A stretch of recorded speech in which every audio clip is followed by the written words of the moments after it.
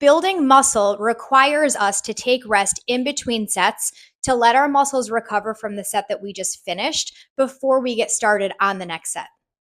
If our goal is to build muscle and we don't rest in between sets, we're not lifting to our true potential because our body hasn't recovered from the set we just finished, and therefore we're leaving strength and results on the table. If our goal is to build muscle, rest is definitely a requirement, but resting in between every exercise can elongate your time spent lifting. Sometimes life happens and we have to cut our lift short for whatever reason.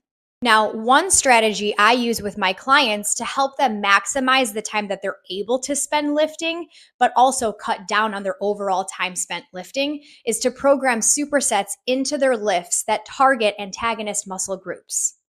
Now, antagonist muscle groups just means opposite muscle group. So, for example, maybe you're doing a shoulder press immediately followed by squats. Your shoulders are resting when you're squatting, and then your legs are resting when you're overhead pressing. Or in this example, maybe you do a front squat that targets your quads, immediately followed by a top range hip thrust that targets more of your glutes and your hamstrings. When we utilize supersets that target anterior muscle groups, it's a loophole in the required rest time that allows us to shorten the amount of time that we're spending lifting by shortening the amount of time that we're resting, while still being able to lift to our true potential.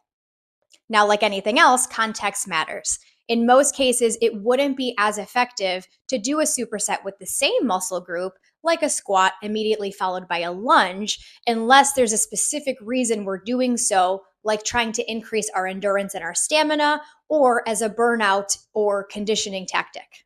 The goal is to build muscle. Building muscle requires taking rest, but sometimes life happens and the best laid out plans still need adapting.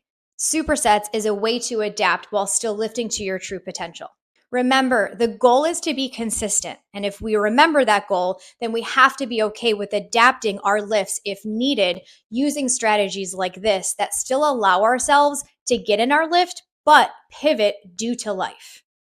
Because at the end of the day, doing anything is better than doing nothing at all. And it's not about what you can't do. It's about identifying what you can do given your situation and doing that to keep momentum building.